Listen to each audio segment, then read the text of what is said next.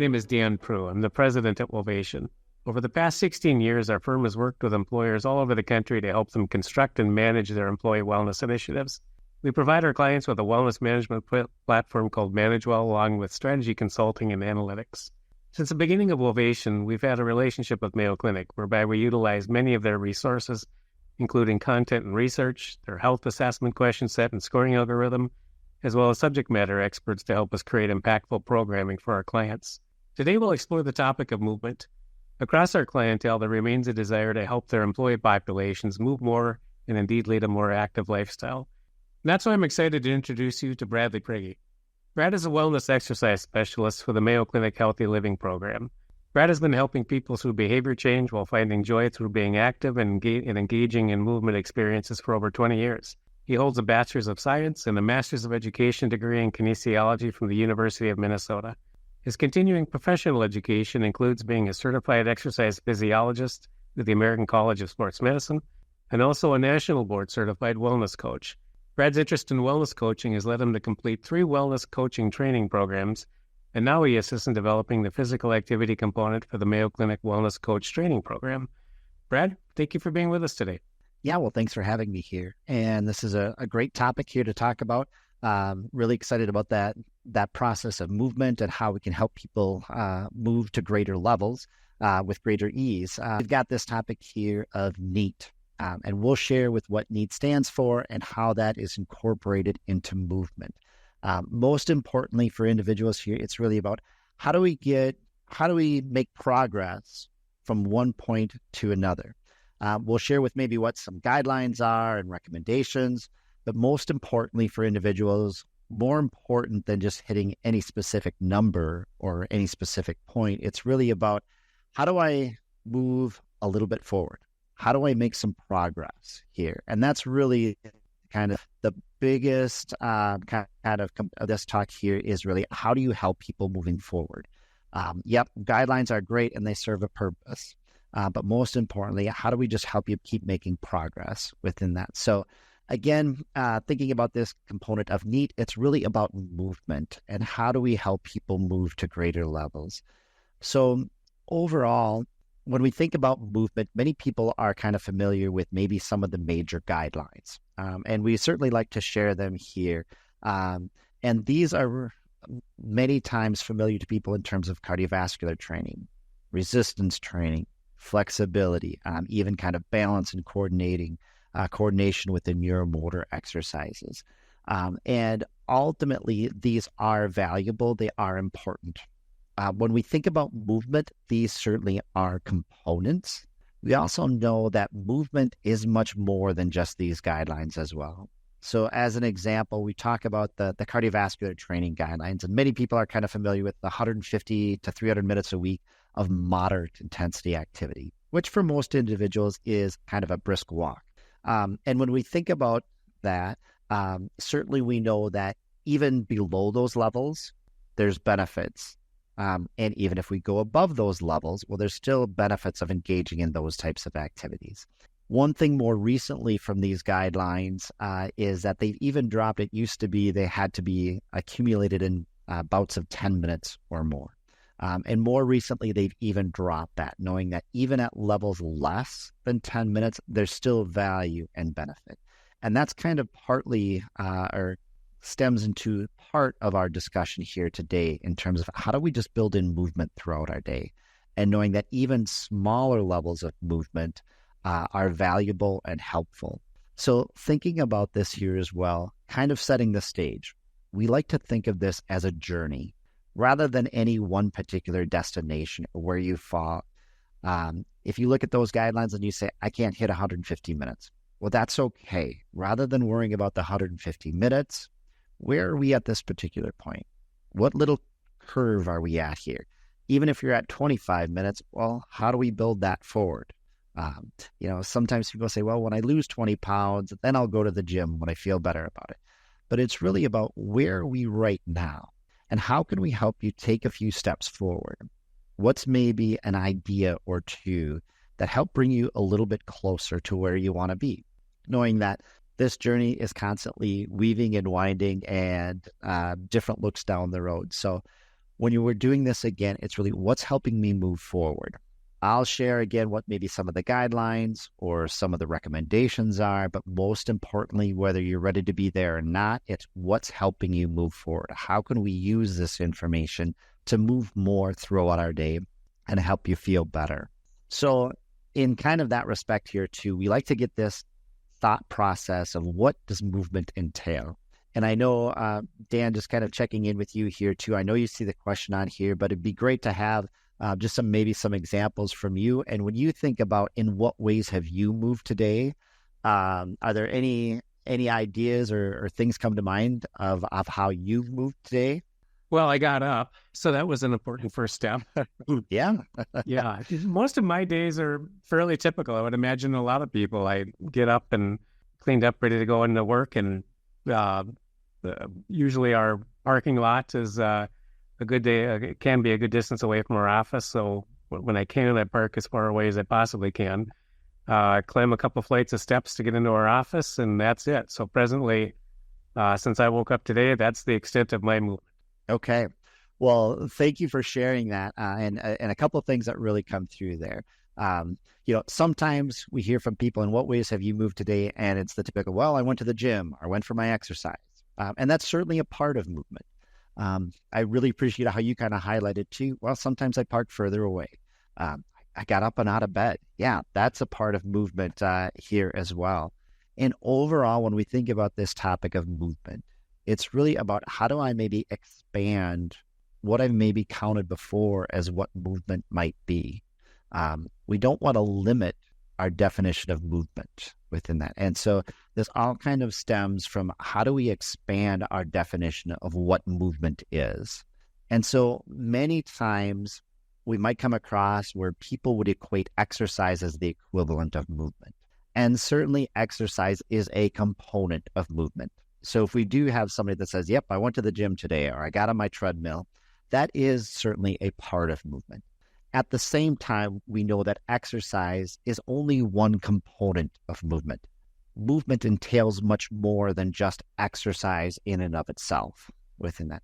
And we like to highlight that because even those things, like you said, maybe I park further away, that still has value and benefit from a risk reduction standpoint and from building our capacities standpoint. So there's a lot of value to that. So especially when we start talking about some of these concepts here that we'll get into a little bit later in this presentation, that value of movement, the more we can define of what incorporates movement, research really shows that the more likely we are to actually achieve what the guidelines are or recommendations are for even exercise within that. So we do like to highlight and say, how can we maybe broaden this definition of what counts as movement? Sometimes people will say, well, I walk the dog, but that doesn't count as my exercise. And that's okay if that's your definition of exercise. From a physiological standpoint, there still are a lot of benefits from that walk, even if it's not the huffing and puffing and I'm at the gym monitoring my heart rate type of movement. So we'll share a little bit more about what the research shows and how important and value some of those types of movements can be as we go along here. So as we kind of frame this, this is maybe taking a typical look at what does an active person look like. And I'll start by kind of framing things with the bottom portion of the screen here. And when you take a look at these two individuals and what does an active person look like? And when you look at that person on the bottom there, you see throughout their day, they spent a lot of time sitting throughout their day. Now, when you look at this, you may see they went to the gym over their lunch hour. And so when we take a look at maybe how people maybe traditionally looked at movement and exercise, you would maybe say they're a mover because they went to the gym over their lunch hour. They got in their exercise session, which is great. And at the same time, though, you also see that they spent a lot of time sitting throughout their day. Below that line in kind of the red there, you see that's kind of time spent sitting. I'll maybe compare that with the person or the individual on the top. And you see that there's very little time below that line there or in the red where they were spent sitting. They maybe didn't get to the gym that day. However, you see that much of their time was either spent standing or stepping and kind of ambulating within that. And so when we think of what does an active person really look like, ultimately, as we see later on through the research, if we can combine both of these aspects, that's really ideal. If we can get in that time at the gym, that's great. There's an added value there. At the same time, even if we can't get in that time at the gym, just being up and moving around has a lot of value and a lot of benefit within that. So again, we just like to kind of frame this story of any type of movement can be helpful and valuable.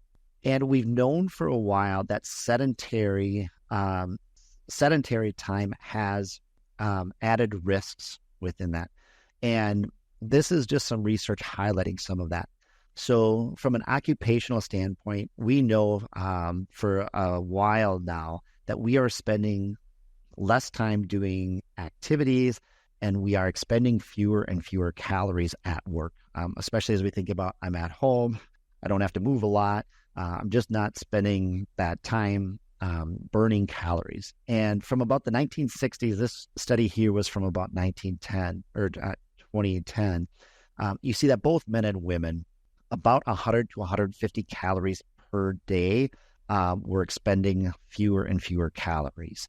And it may not seem like a whole lot just for one particular day, but when we expand that out over the course of a week, a month, a year, if there's no dietary changes, that's over a 5-pound weight gain over the course of a year. So we know that when we're not moving as much, we're not expending as many calories, that can really have an impact there in terms of weight gain. Also, from a risk standpoint, we've known for a while now some early research. One was specifically around bus drivers and bus conductors, as you see on the screen here. And what they did was they took a look at the bus drivers who were more sedentary and just sat behind the wheel and drove. And they compared that to the bus conductors who actually had to walk up and down the aisles and physically take the tickets. And we saw that there was twice the risk from bus drivers to bus conductors, meaning those that sat behind the wheel and were more sedentary had twice the cardiovascular risk of cardiovascular events and cardiovascular related aspects, twice the risk versus those that were up and walking around. They've also done studies in the U.S. here with mail carriers and mail sorters, and those that had to stay back at the office versus those that were out walking on the routes found really the same information. Those that were more sedentary had twice the cardiovascular risks as those that were out walking around. So we've known for a while that sedentary behavior has additional risks. We've also seen at the home, not only occupationally, but even at the home, our lead physician likes to call this the good, the bad, and the ugly of modern conveniences. And I'm always a little bit cautious with good and bad terms, but for many individuals, this seems to hold true here. But some of the research that we've seen, especially around movement and activity, when we look at things around cooking, cleaning, doing household tasks, we know that with technology, we've drastically dropped the number of hours that we spend doing that per week.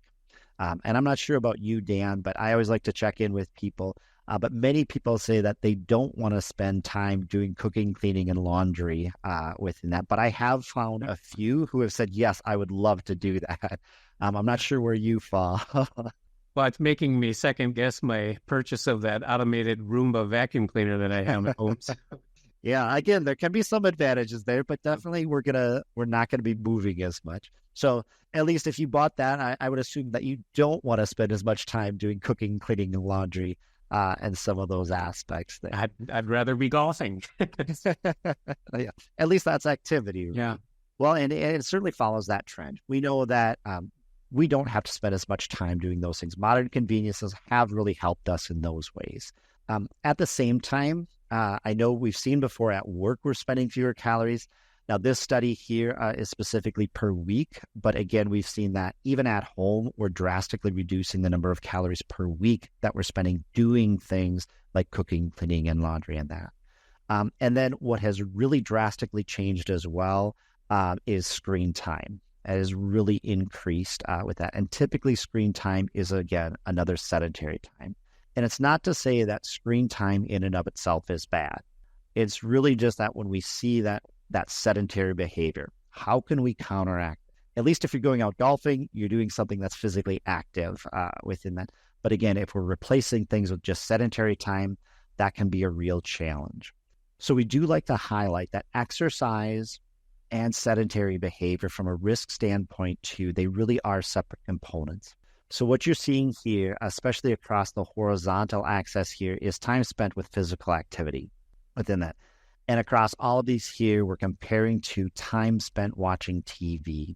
And again, TV itself isn't necessarily bad, but typically, if we're just watching TV, typically that's a sedentary activity. And what you're really seeing here is that across all these activity levels, so even if we're exercising greater than 7 hours a week, the more TV we watch, the greater the risk of an early death is what we're seeing here, really. And again, as we go across this here, with each level here, the less TV we're watching, the less risk we have. We can never eliminate all risk. But the more sedentary we are, even if we're exercising, there's still additional risk. And one thing we like to highlight is maybe we're getting in at least one or the other. So maybe I don't exercise a lot, but if I can read, if I'm not watching a lot of TV, that's still fairly close to, maybe I am exercising a lot, but boy, I'm still watching a lot of TV. So again, ideally, we can exercise and we can limit our sedentary time. But especially if we're not exercising, if we can limit that sedentary time, there's a lot of value in there from a risk reduction standpoint. So when we think about movement in and of itself, there's actually an acronym here. And this really comes from Dr. James Levine, a researcher at Mayo Clinic here. But he came up with this term called NEAT, or non-exercise activity thermogenesis. Again, this is a separate component to that exercise aspect. But what this stands for, I know NEAT is kind of a mouthful to say. And most importantly, it's really about our body moving throughout the day. It's not our structured exercise time, but it's movement throughout the day.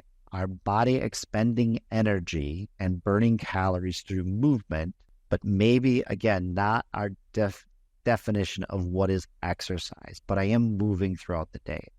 And this is some of the research that we're going to highlight here in terms of when we think about this category of NEAT, or non-exercise activity thermogenesis, there's a lot of value from a risk reduction standpoint around this. So we have this separate category called NEAT. And so when we think about this, this is really some of Dr. Levine's early research and kind of how he came about promoting more just movement, even outside of just exercise. So one of his early research studies, it says the search for missing calories here. His initial question was there were some individuals that claimed that they did not exercise, and yet they were still in a lean category. And so he really kind of thought, well, if you're in a lean category, but you're not exercising, how is that possible in today's world? Again, that's that exercise component that we used to think is what we needed to do. And so what he did is he actually devised an undersuit that you're seeing here with a number of different activity trackers. Now much of that technology is in the little watches that we wear. But at this particular time, he created this undersuit with a number of different activity trackers so he could really monitor what their movements were, what their positioning was, and what types of activities they were doing throughout the day. So people would wear this suit throughout their day. They'd actually come back to the lab the next morning, shower, put on a new suit, and then go about their day. And what he did was he compared a group of individuals that were in an obese category and a group of individuals that were in a lean category. But their commonality that they had was both groups didn't do any purposeful exercise.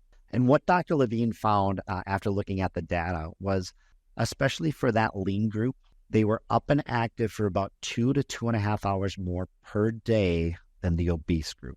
So it was not structured exercise time, but more they were just up and active throughout their day.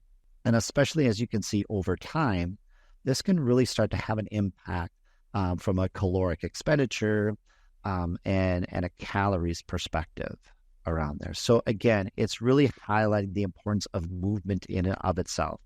Especially if we're not exercising, that movement can be helpful. So what we like to talk about here at the Healthy Living Program is really that exercise component is important.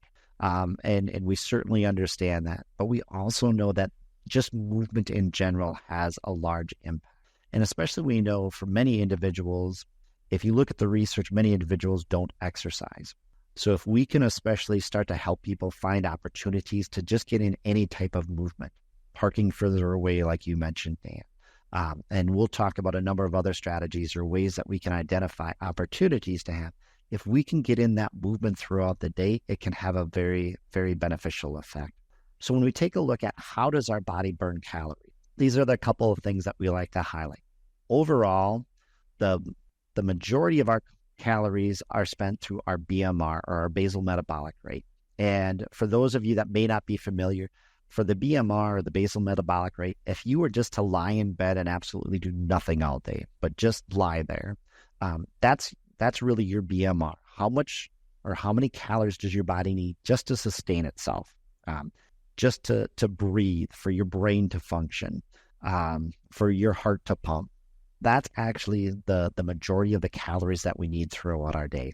Then there is this TEF here, this thermic effect of food. Basically, we have to expend a little bit of energy to get that energy from our food and to pass it through. And then this is where, again, we can really have an impact here. And this is just an example. And certainly for some individuals, it may adjust. If you're running ultra marathons, this may adjust here a little bit between the BMR and this activity thermogenesis. But roughly for the average individual, about 30% through movement itself, or this activity thermogenesis. This is where either exercise or the non-exercise component. If you're hitting the gym for 60 minutes a day, great. But also we can make a large impact through this non-exercise activity thermogenesis, or just being on our feet and moving around throughout the day. Again, we realize that many people don't exercise. So if we can start to increase this NEAT and just overall movement throughout the day, we can have a fairly significant impact. And this research here kind of highlights how much of an impact some of these activities can actually increase our movement. So what you're seeing here is with these activities, it's a percentage increase above our BMR. So as you see on here, Dan, with you even just sitting in the chair right there, you increase about a 5% bump from just lying in the bed. You're interacting with gravity a little bit just sitting in the chair there. Now, if you move to a standing position, there's a little additional bump up. It's not drastic, but there is a little bit of an increase if we just stand up out of our chair there. Now, the next one you see here, I think this is a research that just must have been really, really bored and said, how do I mix things up here and provide a little bit of fun? But when you see gum chewing there, this person was actually standing and putting in 6 pieces of gum in their mouth. So I'm not sure how many people actually do put in 6 pieces of gum, but for this study they did. So again, that would be a 20% bump. But even if we look here, even just walking at 1 mile an hour, you see it basically doubles our caloric expenditure for that amount of time if we were just lying in bed. And again, you can see these continued increases in here. So the time that we are spent doing things, even just simple walking here, that can start to make a pretty big impact in terms of caloric expenditure, especially if we can start to spend 30, 40, 60 minutes more a day and extend that day to week to month. If we can start to really improve that, we can start to make some impacts there at a pretty good level. Not only for caloric expenditure here, but this is just highlighting even with things like energy levels and fatigue.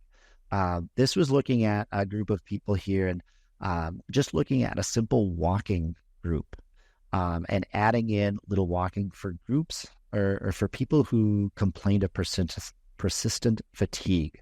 I know sometimes people say, well, I'm already tired or I'm already fatigued, and now you tell me to walk a little bit. Isn't that going to make me more tired? And actually, this really shows just the opposite. And so within these 3 groups here, there was a group that really didn't make any changes.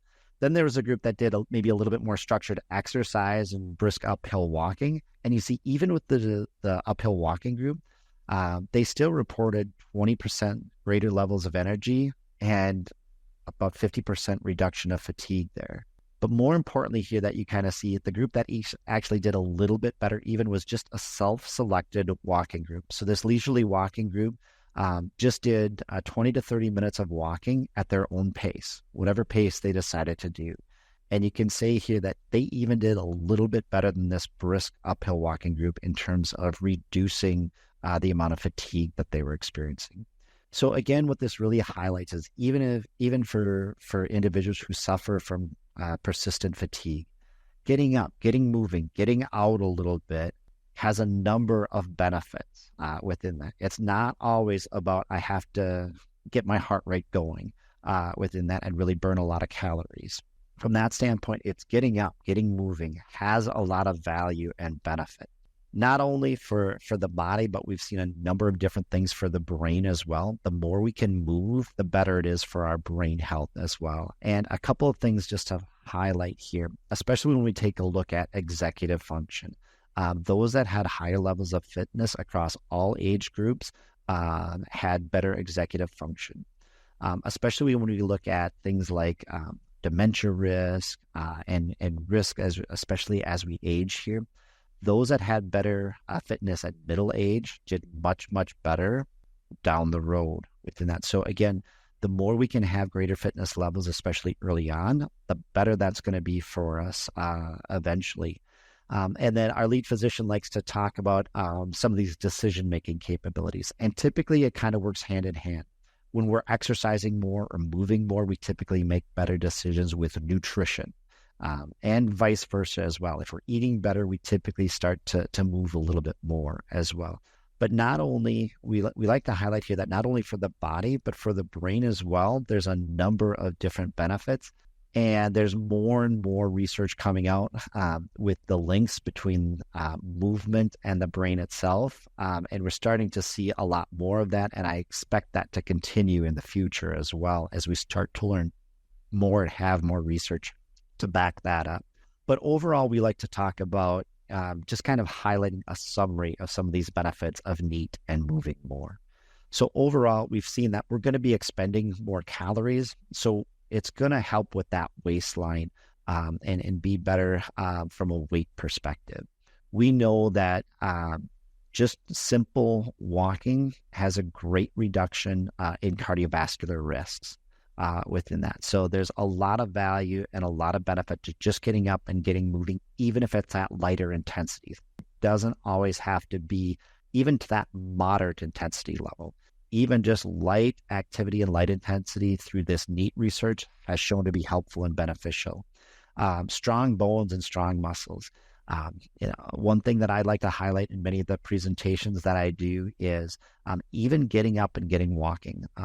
In research done around kind of non-specific low back pain, there's research done comparing just a simple walking group to a group that did structured core exercises for the back and strengthening the core muscles there. And the walking group did just as well, if not a little bit better, than the group that focused on the core exercise within that. So there's a lot of value there. And then again, we've just highlighted here too, things around the brain, even with its stress, anxiety, our ability to focus and that mental concentration. When we're up and moving, there's a lot of benefits to that. So again, just that promotion of getting out of the chair, getting up a little bit. It doesn't have to be 30 minutes, even if it's 2 minutes, 5 minutes. What are those opportunities that we have that we can get up and get moving? So these are a couple of little examples here. I know, Dan, I really appreciated your example earlier about parking further away. And that's kind of one of the top ones here as well. But this just kind of shows these are little examples of how maybe a typical day looks and what might be some other opportunities here. And again, you can see them on the screen here, but the real idea here is, well, how can I maybe take what I normally do? Now, each little one of these suggestions is different for every individual. Some individuals say, well, yeah, I've got a Bluetooth headset. I could be up and I could be moving around on my calls. And other individuals say, nope, I've got a physical phone and I'm tied there. I have to stay here. At the same time, I do have this opportunity. So it's really about, hopefully some of these ideas or strategies here can maybe start some creativity from who is ever listening to this recording here, that hopefully it can spark a little bit of creativity and saying, okay, well, maybe this is the general idea that you see on the screen here, but here's how I could apply it to my situation, or here's the opportunity that I have. Again, it's really about, as you take a look at some of these ideas here, some of them you may be able to do, or some you might have to tweak a little bit. Or you might see a completely different idea that you don't see on here and say, boy, this is something that I could do to get out and get moving a little bit more. Again, when we think about that journey perspective, it doesn't have to be what a guideline is at, but what's helping you make a little bit of progress from where you were yesterday or last week. And again, we start to know that once we start to incorporate some of these ideas and start to build some of that time, especially over the course of a week, a month, a year, it can start to have some pretty profound impacts within them. Also from that standpoint, productivity. These are just a couple of examples here, but especially when we take a look at things like focus, concentration, productivity. We've seen a number of research such as if we're up and we're moving, that really is helpful and beneficial. We've talked about those energy levels, but we know that even just simply getting up and breaking up time sitting, if I can just stand up a little bit, that has a profound impact on just our energy levels within that. I know I've mentioned the back pain before, and you're seeing that in the examples here as well. If we can get up and get moving a little bit, there is a reduction in how much back pain and discomfort many people feel within that. So again, these aren't, I've got to get in my structured exercise here. These are just simple ways to get up, get moving a little bit that can have a profound impact and really help with that. Again, whether it's productivity, whether it's mental focus, whether it's just reducing pain, there's a number of benefits from just getting up and getting moving. So there are a variety of different things that we can incorporate around this. We know, again, these are just some of the values or some of the benefits from doing that, but there are a number of different strategies that we can incorporate here. So a couple of things that I do just like to highlight before we get into great specifics around that. One thing to think about is even just how we rest within that. And what I'd like to highlight here is actually the little diagrams you're seeing on the left side of your screen here. This is actually some research from an anthropologist who went around and they documented different human resting positions. And what I really appreciate about this here is this is really just a very, very small sampling here. There's so many more different positions that are actually included on the research there. But when you look at this here, you might notice all the variety in terms of hip, knee, ankle positioning. As you think about some of those here, you might think, oh boy, some of those I could do, and maybe some of those that would be really, really challenging. Typically, if most of our resting is done in a traditional chair, the way we see now, it maybe gets challenging to get into some of those positions, or at least the way you see the people are doing it in that picture right there. But many times there's knee, hip, tugs, pulls. You're actually getting in stretching in a variety of different ways when we're doing this. And simply maybe even spending time on the floor can be a simple way of getting in more flexibility work. Many times as we work with individuals, as we go through the aging process, it's really challenging to get down onto the floor, especially get back up. And in many ways, I say that's a great reason to be doing it, because the more we do that, the more likely we are to actually be able to keep that function up, to have the basic strength, to have the basic flexibility and do some of those things. So one thing I always ask people too is, how many of you have a floor? I haven't had anybody say, no, they don't have access to a floor here. And so that's something that we all have available to us. So again, just thinking of what are maybe some simple things that you can do from a lifestyle perspective. Even just spending time on the ground or on the floor can be helpful and valuable. If you have lost some of that ability, doing things like bolstering or raising the hips up a little bit, it doesn't have to be all the way down to the floor, but just maybe challenging things a little bit more than what you're currently used to. or gradually building this into your day can be helpful. The pictures that you see on the right there, that's actually Kelly Starr there. It's his little example of how to sit differently in a regular chair. And you may or may not be willing to do some of those things there. But again, it just highlights that variety within that. The more we can incorporate some of these things into lifestyle and the less we have to dedicate to structured exercise time, again, the more likely we are to actually receive some of these benefits or actually achieve what some of the guidelines are that we shared earlier around movement and exercise. So a couple of other things here. I know the first slide that I showed you there was just some general examples. One of my colleagues here has kind of come up with the Fab Five as well. So if you're looking for what are maybe some things that I can do at my desk or in the office that can maybe build in some of this movement throughout the day. And this maybe is a little bit more exercise structured-ish, but it still kind of goes around that theme of just getting up, getting movement throughout the day. So as you see here, and I'll share some examples here, but you're seeing here squats, desk push-ups, chair push-ups, toe raises, and lunges. Those are some very simple things that almost everybody has access to, even if it's in the office. So if you're saying, yeah, I've got 5 minutes here, I can do a few things. Here are some examples. And you actually see Danny doing them here in the pictures you see here. But again, very simple. You don't need a lot of equipment to do these, and you can modify them accordingly to what your body allows. Again, we've got basic squatting movements there. I've got a pushing movement there. And whether it's a desk like you see Danny here, it could even be the wall. If you feel comfortable and you can do it, the floor can be a great way to do that as well. But again, just getting up, getting some movement. You see here the chair push-ups, even if it's just, all right, I'm going to use my chair to be able to push off from, to build in some of that basic strength. The toe raises there.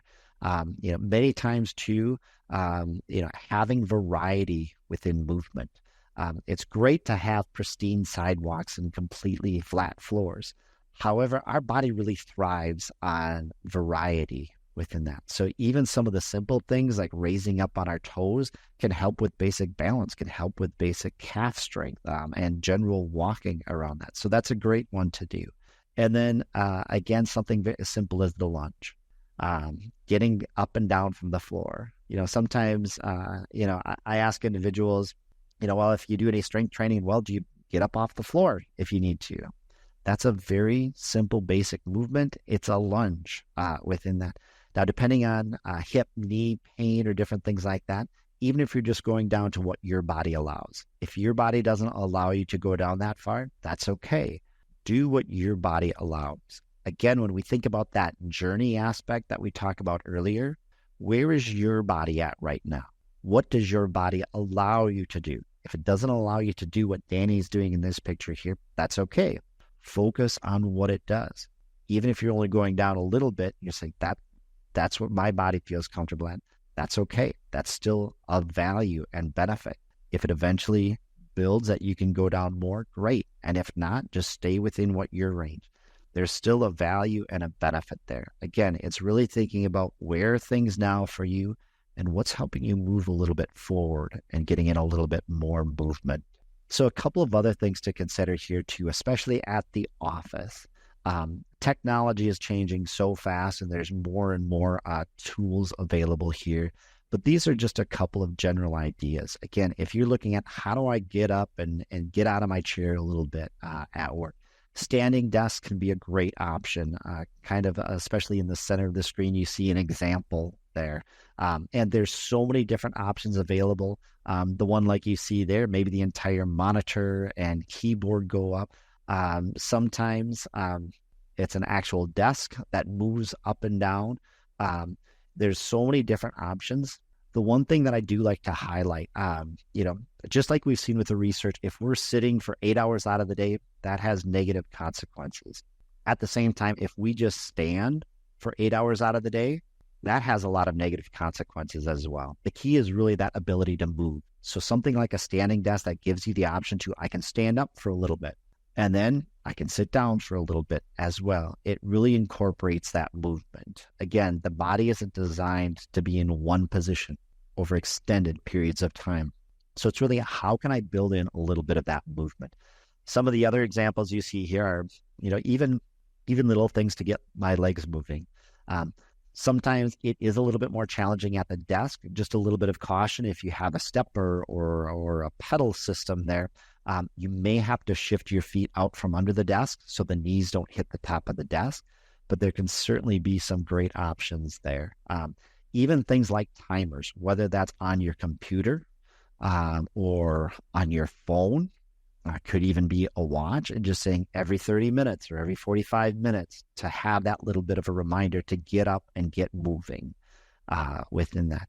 If you can take the opportunity to take a walking meeting or take an opportunity, just rather than sending an email, I'm gonna go send or I'm gonna go talk to Joe within that.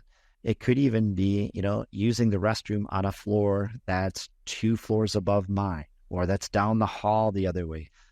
Little ways, again, that you can build that movement in. So there's a little bit more movement throughout the day, and just ways to break up that sedentary time. These are just some more examples here. The one that I just want to highlight here, you see the walking treadmill station. That's really one of the things that Dr. Levine, again, he's the one who coined the term NEAT. He really kind of came up with that idea, or popularized the idea of the walking treadmill station. If you've got room and availability for that, that can be a great option. The idea is not to get in your cardiovascular workout in. It's really, how do I just get up and get some movement in and break up some of that sedentary time? So it's really about simple, easy movement. When typing is involved, we especially highlight of staying below 1.5 mile an hour. The research really does show that if you're typing and you're below that 1.5 mile an hour, once you've gone through a little bit of a learning phase, it does take a little bit of time to get used to that. But once you get through that learning phase, you can type just as well as if you're sitting there. Again, we need to keep that speed down a little bit, though. It's about gentle, easy movement and not that cardiovascular huffing and puffing. But when we do, again, that can make a real impact, especially if we can break that up. It's not to say that we should be on that for 8 hours out of the day. But even if I can get in 30 to 60 minutes of light walking, again, that's breaking up some of that sedentary time. Some companies will even go to, maybe there's a common space. So maybe not each individual has a walking treadmill station, but maybe there's a common space that I can go to for 20, 30 minutes or so, that I can be walking a little bit and still doing some work. That's just one little example here. If you've got activity trackers or having different things where I can move feet position, maybe again, spending time on the floor, keys are really, how can I break up some of this sedentary time? What are options that I have that I can actually accomplish and get in? Again, we know that breaking up that sedentary time has a lot of benefit and a lot of value to it. So overall, we really like to promote that. It's really about seeing options and choices. Many times we think we only have one option, or I can't get to the gym, and that's the only opportunity that I do have. But many times if we look a little bit, we start to see that there are options all around us. Yeah, I can take the escalator there, but there's also a stairway that I do have that opportunity. And really just like to highlight that many times it's about being able to see some of these opportunities. As I start to look for these opportunities, many more start to appear. And it's certainly not that you can never take an elevator or an escalator. Certainly they can be good choices at one time or another. The key really is, again, to be able to see that, yes, I do have more opportunities than I sometimes even realize. I can park, like in your example, Dan, a few blocks away. I don't have to park in that spot closest here. Sometimes maybe I can take the stairway, or maybe I can go talk to somebody rather than just writing an email. Many times we do have other opportunities or other choices available to us. We just have to be able to see them. And sometimes as we condition that and look for more opportunities, more and more opportunities appear in front of us within that. I hadn't even thought of that, restroom on a different floor. I'm going to do that as soon as we're done. Yeah, great. That's a great way and take the stairs. Yeah. And it's just little things like that. Many times, again, maybe we hadn't thought about it before, but when we hear an idea from somebody else or we see somebody else doing something, then again, for our own selves, we can take a look, oh yeah, this would be a great opportunity or idea. So again, the more and more we do, many times the more and more that start coming forward, we start to actually see them. So again, I know that really kind of highlights some of the research that we've had here. I do hope that you've been able to enjoy some of this presentation here and really start to see that there's a lot of value to getting up and getting moving. Even if it's just in small amounts, there's a value from a health risk perspective, from an energy and mood perspective, from a pain perspective. Within that, there's a number of different valuable aspects there. Again, the key really is, how do I get up out of my chair and get moving? If you can get in that exercise, there's a lot of benefits, and the research really shows that. At the same time, just getting up and getting moving, even in small components, has a lot of value and benefit. Yeah, Brad, it's just so many times throughout the course of the day, these ideas and suggestions that you've made, they seem so obvious, but, just the ideas of parking further away or, using that restroom on a different floor, they seem so obvious. And I think so often we get tied into just a normal lifestyle or normal routine and we don't even think about it. There's opportunities, I think, if we just take a chance to look at it and look for them, to be a little bit more active throughout the course of the day, not necessarily specific, exercise episodes or things like that. But these are fantastic suggestions. So I really appreciate your time. Well, thank you again. And like you said, yeah, even some of the simple things are many times some of the best examples, because the simpler they are, the easier they are to actually incorporate. And many times too, it's just about keeping open to those and shifting that perspective a little bit. And the more and more we see, or the more and more we look for those, the more and more that open up to us. So glad to hear that they're helpful and beneficial. Great. Thanks again for your time, Brad. All right. Thank you. Have a wonderful rest of your day.